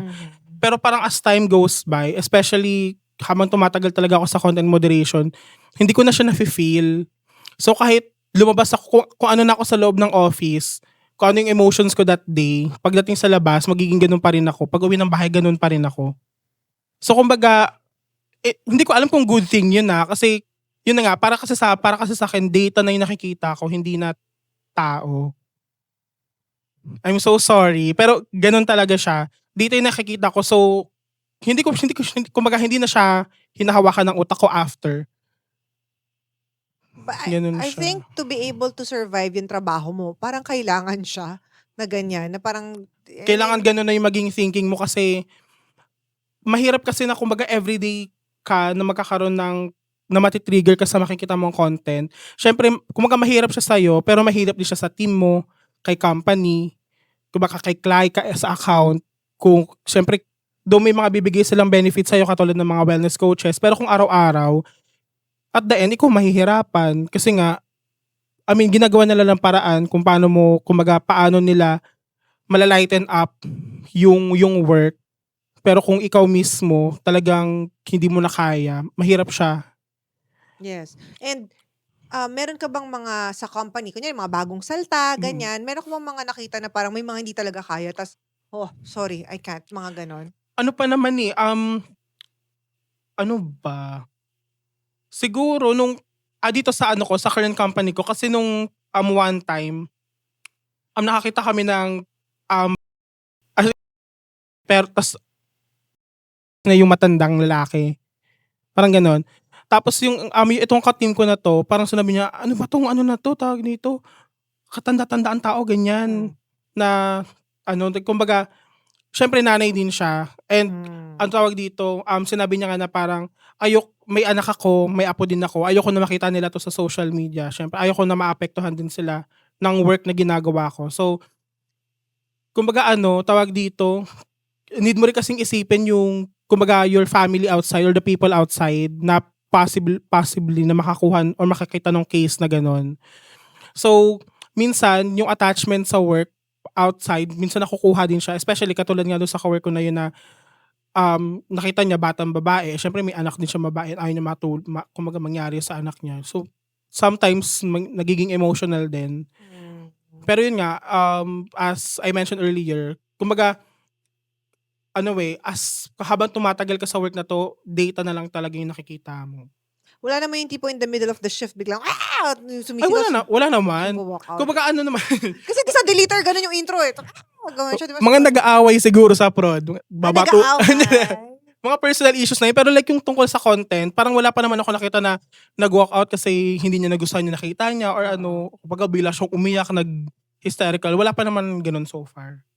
Okay, that's at least for your company experience, Yes. medyo maano siya. And totoo ba na yung trabaho nyo, tago siya? May meaning invisible siya. Okay, manggagaling ako dun sa pelikula ni Nadine, and I think I also search about it na may pagka-invisible nga siya. Pag kunyari, saan ka nag-work? BPO. Hindi talaga na sinasabi na yun yung ginagawa nila. Yun din actually yung reason kung ba't ako nag-reach out, Miss Kring. Kasi nga, sa mata ng tao, kumbaga hindi kami nag-exist, pero kumbaga behind the social media that they're using, kami yung frontliners. So kumbaga sa medical health na nakikita natin, doctor, nurses, sila yung frontliners, sila yung unang nakikita. Pero sa social media, hindi natin alam kung sino yung frontliners, which is content moderators. And ang tawag dito, ang pinaka reason, katulad na din, sinasabi, kumaga, tago nga yung, sa deleter. Tago talaga yung job and all. Pero ngayon kasi, yung mga companies, they say naman na content moderation yung campaign. Kumbaga, hindi na siya talagang, hindi alam ng mga tao na nag-i-exist. Siguro sa mga BPO virgins talaga na, kumbaga bagong-bago pa lang sa BPO, hindi talaga nila alam na nag-exist yon. Pero as someone na medyo matagal na sa BPO, feeling ko kahit CSR ka, alam mo na nag-exist na yung mga content moderators. Kasi hindi na talaga siya like, kumbaga kino-cover ni company eh. Kumbaga, ito yung account namin, non-voice content moderating campaign. Gano'n na siya. So dapat pag naka-experience ka ng ganun sa job posting, dapat handa ka na kung ano Yes, yung you should papasukin set mo. your expectation na kung, minsan naman kasi, may mga company na sinasabi na, ay, social media campaign to, o kaya arcade campaign, mga gaming, gaming, ganyan. O kaya, minsan naman, katulad event organizing campaign, katulad na na-handle ko. So, sinasabi naman na nila yon para maset na rin siguro expectation ng mga tao kung ano yung possible job na makuha nila. Sorry ano lang natin, medyo naguguluhan ako dun sa event Organizing. Kasi event organizer ako. Yes. So, ano ibig sabihin nun? Ayun. Actually, nung pumasok ako dun sa sa platform na yun, hindi talaga content moderation yung papasukan ko. Dapat chat support. It's just that, saktong-sakto, before kami matapos ng training, sinabi na, open daw yung content moderation. Ako lang yung may experience sa batch namin. So, sige, lilista na kita ganyan. Tapos, pag check ko, ang minomoderate nga namin yung mga events. So, for example, ikaw, nag-post ka ng isang event, for example, like a party, kunyari, parang fan meet. So, pagka-post mo ng event, kunyari, sabi nating Ticketnet. So, kunyari, yun yung platform. Pag-post mo doon, may mga moderators na makakita ng event mo na, okay, ano ba yung nakalagay sa listings? May mga pupunta ba dito mga nakahubad? May mga macho dancer ba dito? Ganun yung minomoderate namin. So, minsan may minomoderate kami, mga sex party. Sa Pilipinas? Hindi naman, outside the Philippines. Okay. May mga event kami nakuha sa Philippines, pero hindi naman, wala naman kaming inaalaw siguro na ganong ano pa naman. Wait, so ibig sabihin, minomoderate niyo yung information ng pag-promote ng event, hindi the event itself. The event itself, the ads. The ads, right? The Yes, promotion yun, the of the promotion event. of the event. Yun, minomoderate namin siya. Hindi yung tipong pagpasok, mapunta talaga kayo ng Ay, event. hindi kami po ng event. Kumbaga, kung ano yung pinopost nila sa platform. Kumbaga, paano nila i-promote yung event nila. Kasi minsan, may mga event organizers na sabihin na, okay, may mga, yung event na to tungkol sa cannabis. So, pwede kayo magdala. Inaalaw namin yun. Ha? Iba kasing sa US kasi yung platform namin. Okay. So, sige, payag yan. Pero kapag kasi organizer na yung magbibenta, magbibigay sa mga attendees, bawal na siya. Ganun siya. So, kumbaga, kailangan si organizer, wala siyang kinalaman sa kumbaga gagawin ni attendees. Kumbaga, bahala sila magdala, basta wala kang kinalaman doon. Hindi ka pwede magbenta, hindi ka pwede magbigay, wala ka dapat mga freebies na abot dyan ng mga cannabis, ganun. Sa Pilipinas, nakapag, ka na rin ng event moderation? Wala, kasi parang most of the events na handle namin, US, UK, Australia, puro ganun. Okay. Sa mga, parang syempre na, papaisip sila, shucks, parang interesting to, ganyan. Would you say na sapat yung sahod for what you encounter? Nung nandun ako sa nung nandun ako sa una kong content moderation company, yung company kasi na to sikat eh. Yung dati? Oo. Okay. Ang liit talaga ng sahod. Like, Hmm? super liit. Hindi naman like yung to the point na hindi na mapapakain yung pamilya. Pero like for like a BPO company, ang liit niya. Tapos, syempre, kumbaga, for me to compensate na lang, nagpa-promote na lang ako para madagdagan yung sahod. Which is okay naman kasi may mga incentive din naman. Though may incentive din naman kahit agent, pero syempre, score-based pa rin naman siya. So, kailangan galingan mo para magkaroon ka ng incentive.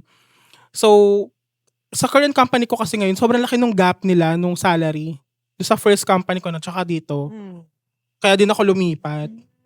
So, kumbaga it depends kasi, di ba pag BPO, syempre may mga cut sila dyan. I'm not Kumbaga, bibigyan sila ng rate. Okay, ganito yung rate nyo. Syempre, kumbaga may percentage sila dyan to run the company itself. Yes, HR, yes. ganyan. Tapos, ito yung matitira kay moderator. Ito yung offer namin. Siguro ganun siya nag-work kung paano yung expenses ng company. Tapos kung matitira, yun yung kay agent. Ganon. Pero sa current company ko naman, maganda. So far. It depends siguro sa company. Paswertihan na lang sa company talaga kung saan ka mag-a-apply. So, hindi siya yung tipong pag content moderator, mas mataas ang sahod compared sa voice? Yeah, hindi naman po. May mga may mga voiced accounts na mas mataas yung sahod namin kaysa sa kanila. Pero may mas marami talagang voice accounts na mas malaki yung offer kaysa sa amin. Talaga? Yes. Mas malaki talaga. Ano bang mas stressful for you? Because naka-experience ka both. Anong mas stressful for you? Voice account na CSR or content moderation na nakakakita ka ng mga ganon? Mas mahirap yung calls. Like super. Kaya nga sabi ko kanina, lahat ng mga ka-work ko before sa call center, na hindi kahit kung mag-content moderation, ayaw na nila bumalik sa calls. Kasi nga, kumbaga yung stress kasi na nadudulot nung sa iba, kumbaga, kudos na lang sa mga nagtatagal ng 10 years sa voice accounts. Pero ako hindi ko kaya kasi hindi ko kaya kung mausap sa tao na ang slow. Ayun. Siyempre yun yung kailangan mong i-deal ka talaga pagdating sa sa CSR. Pero yun yung kumbaga, hindi ko kaya na pagdating sa bahay, isipin ko siya, Diyos ko yung calls ko kanina, ganito yung nangyari, ganyan. May isa akong experience before. Sa second voice na na account. Edi pagka-login mo, edi siya, ganyan, gumura agad yung customer. Ganyan, F you, ganyan. Tapos, yung utak ko hindi pa siya nakaset kasi nga kaka-login ko pa lang. Sa Cavite ako nito nakatira. So, ang ginawa ko, sabi ko sa TL ko, usually kasi minsan may mga, kumbaga, may ino-offer yung mga account dyan na, ay, sobrang daming tao, ganyan. Pwedeng umuwi yung iba ha. Pero syempre hindi na bayad pag umuwi ka. Okay. Sabi ko, TL, maglalagot ako, uwi na ako. Kasi nga, kumbaga hindi pinaset yung mood, yung utak ko, tapos minura-mura agad ako. Kumbaga first call, bad call agad. Hindi ko talaga siya kinaya. Tapos, yun nga, kaya ang hirap na iwanan nung content moderation. Kaya, sabi ko nga sa mga ka-work ko, kung maghahanap pa ako ng bagong company, content moderation pa rin kasi hindi ko na siya kayang, kumbaga, hindi ko na kayang bumalik sa calls. Kung pag malilipat ako, baka di nila ako mag-work kasi malipat ako sa voice account. Ganon. Interesting! Ganon siya. Alright. Mga mag-a-apply dyan, sabihan niyo ako. Ayun. Mamaya sasabihin natin yan. Sa pagbabalik po ng Think Talk Tea, ano nga ba ang impact ng trabaho ng mga content moderator sa ating daily life? Are you enjoying this episode? If you are, please make sure to like this video, leave a comment, share this video, and subscribe to the Think Talk Tea YouTube channel. Dahil siguro marami sa mga viewers natin ang first time lang makarinig na may ganito palang trabaho. I'm sure. Or kung alam man nila, hindi sila aware kung ano talaga yung nitty-gritty of it, no? What do you think ang, ikaw personally, what do you think yung impact ng trabaho nyo sa mundo? Kasi ang ganda nung sinabi mo kanina na parang hindi nyo hindi nyo na kayang protektahan yung mga tao na nasa loob ng video or photo. Pero at least mapoprotektahan nyo yung mga nanonood. How do you think your work impacts our lives? Tawag dito, siguro, syempre, as someone who uses social media din, syempre ayoko rin makakakita ng, kumbaga, contents na alam kong hindi appropriate. And, sabi nga nung isa kong friend, may anak ako, meron akong apo, ayoko naman na, kumbaga, makakakita din sila ng gantong content as someone who uses the social media.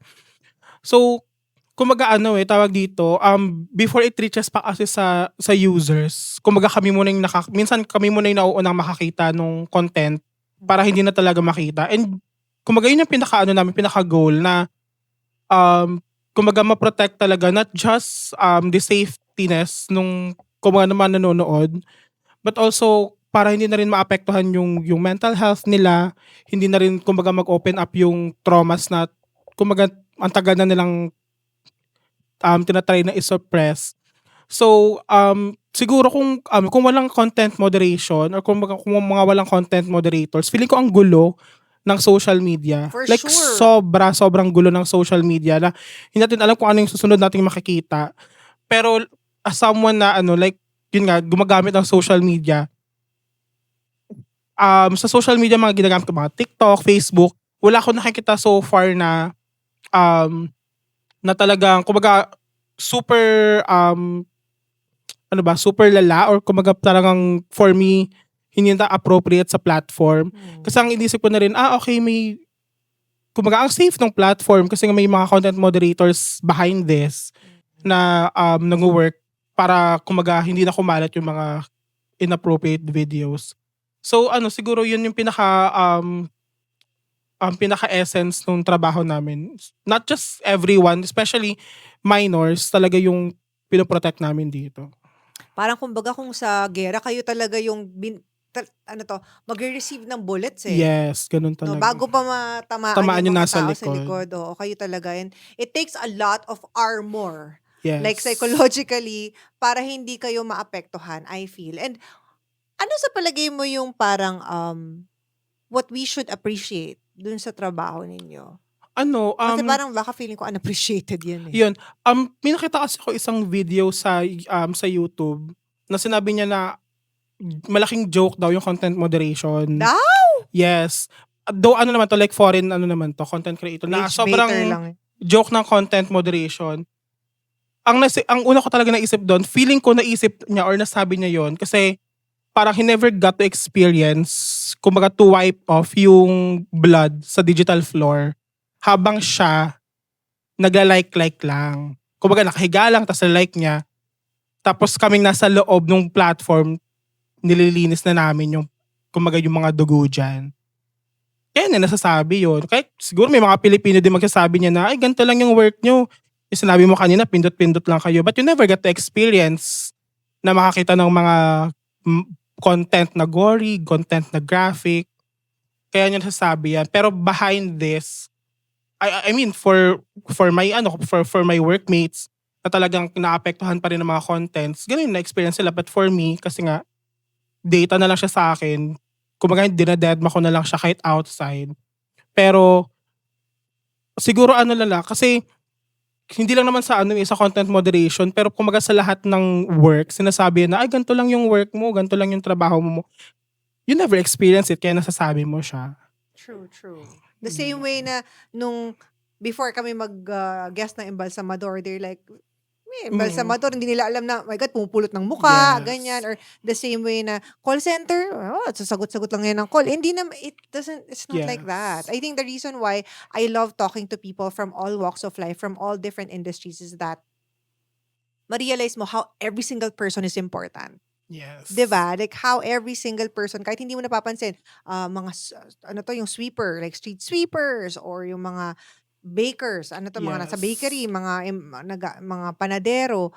Pag wala pag lahat ng trabaho wala yan, ano nga tayo? Yes. 'Di ba? Like lalo na kayo, kung pag wala kayo, Wala, ang gulo na. Wala good na. luck talaga, Porn 'di site ba? na makikita nyo, wala True. nang True.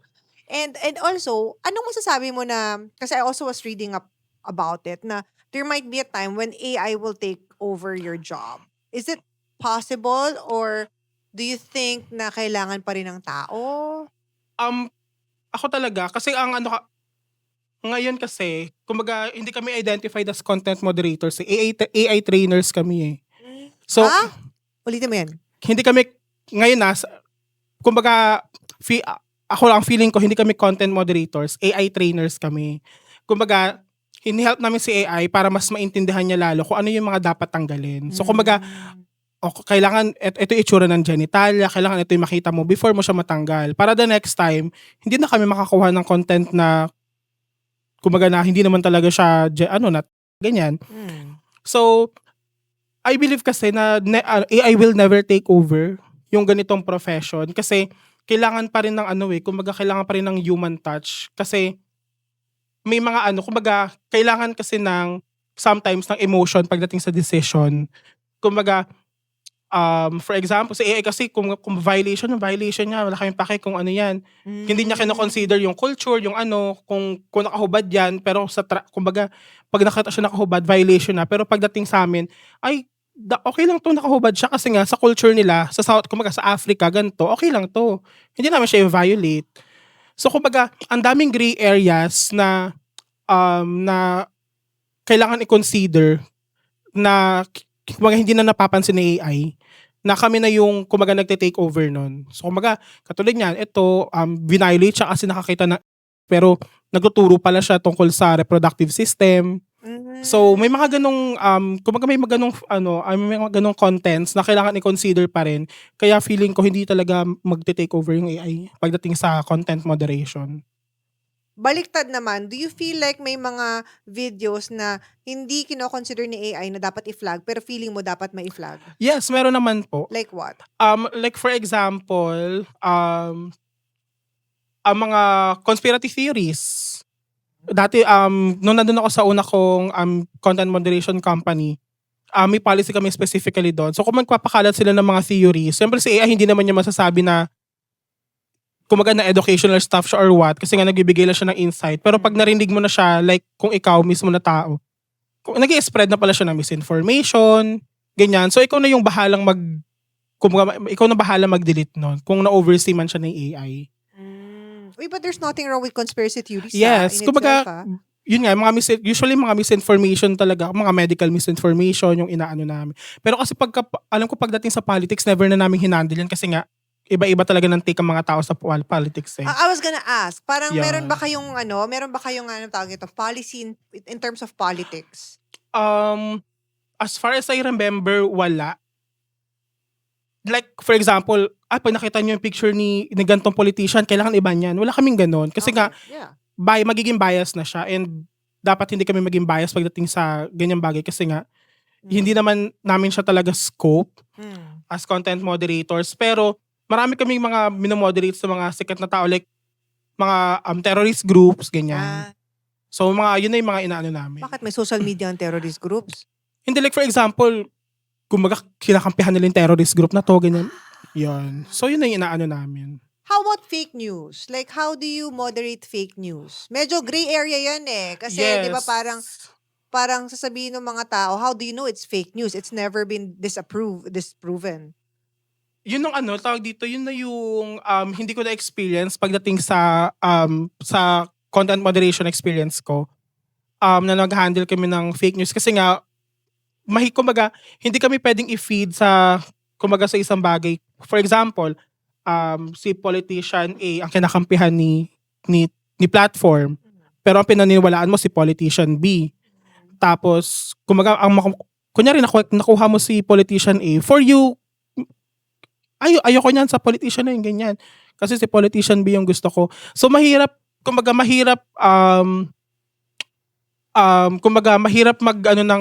mag-determine kung ano yung fake news pagdating sa content moderation. Kaya, ang alam ko, yung mga content moderation companies or mga platform, may hina-hire sila ng mga independent mga verifier or mga fact checkers, kumbaga. Pero so meron din, in other words, hindi Yes, lang kayo, pero yes. meron din. Oh, kasi ang hirap niyan kasi parang how do you identify, for example, yung sa vaccines, 'di ba? Parang Yes.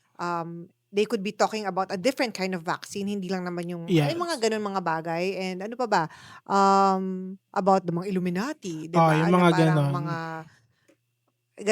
understandable naman. And what would you say would be your advice to people na gustong pasukin itong trabahong to?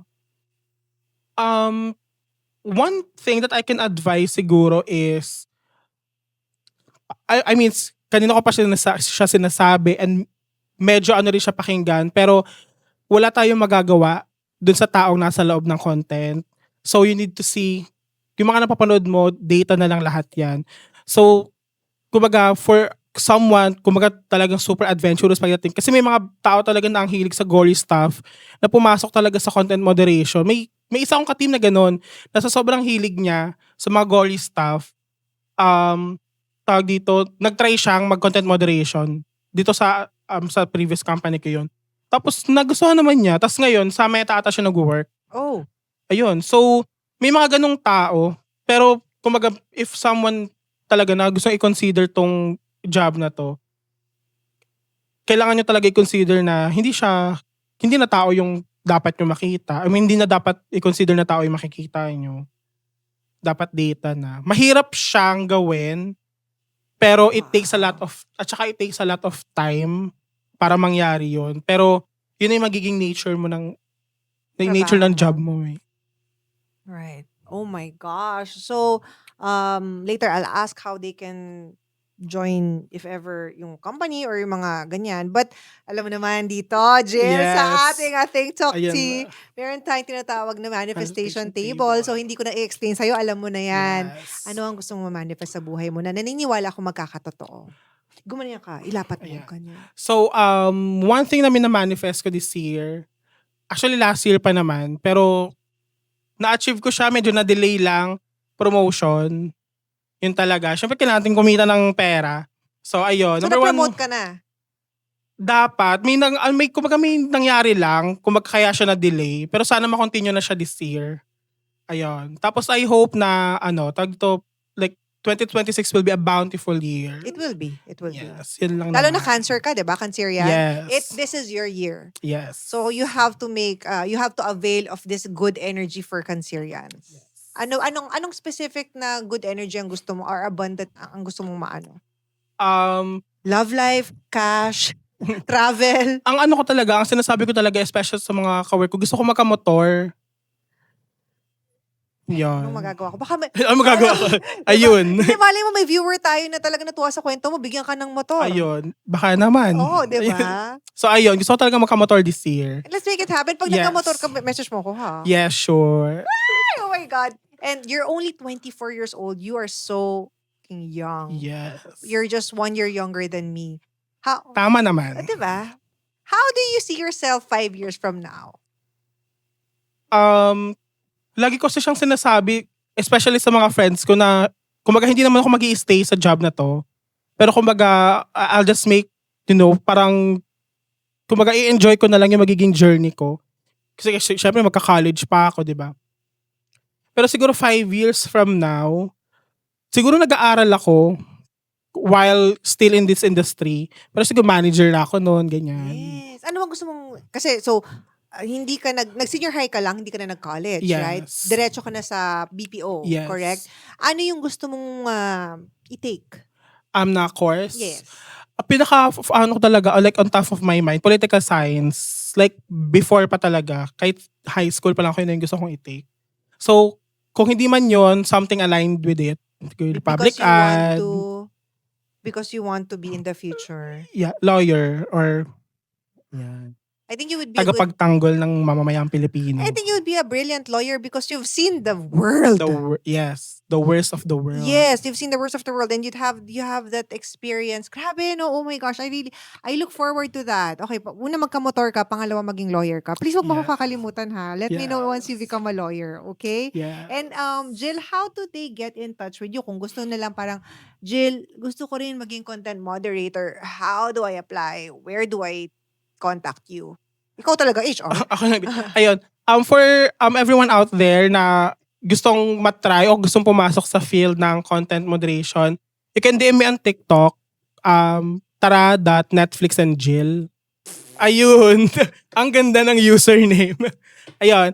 O kaya, sa Instagram naman, Netflix Private and ka Jill. eh. Ayan, naka-private ako sa Insta. Baka Oo. mag-public ako After nito, Yeah. oo. Yun, Netflix and Jill naman sa Insta. Right. So Netflix and Jill on Instagram and TikTok, and then they can get in touch with you para kung gusto nilang magpa-recruit, Yes. mahutulungan mo sila. Mag-hire kami, guys. Like, abangan nyo kami. Oo. Kung basta, siguro, alam nyo na, napanood nyo to. So, alam nyo ngayon kung ano yung mga hinahanap niya, Yes. saka yung tibay ng loob. Meron bang qualifications yan? Dapat ba senior high graduate? Kahit wala namang requirements when it comes to educational attainment, pero ang hinahanap talaga nila someone with 1 year BPO experience eh. Okay. So, 1 year with BPO experience kailangan. Yes. And then, senior high graduate. Or Yes, senior high graduate. Senior high graduate, at least 1 year of BPO experience. And ano pa? Ilan taon? Hanggang ilan taon? Wala namang limit. Ang diverse kasi ng BPO, madam. So kahit 70 ka na, kung kaya mo pa, at hindi ka pa nagre-retire, go. Oh, wow! Yes. May mga kawork kami ganong age. Ganun yung age. Makita ka mga daddy, mga lolo na, ganyan. That's good. Dad na yung tawag namin yun. So sobrang diverse ng BPO. Wala naman siyang limits. Basta kaya mo pa. Oo. I really hope meron tayong mga katsaa na mabibigyan ng trabaho, magkakaroon ng trabaho because of this interview or discussion. And I look forward to seeing your motor Thank you, and madam. your career in the content moderation world, and also maging lawyer ka in the maybe 5 to 10 years. Yes. Yeah, Thank you, so madam. cheers to your success. And sana po Cheers. nag-enjoy kayo sa aming conversation. If you enjoyed, please let us know in the comment section. And we would love to hear from you. See you guys next week. Bye!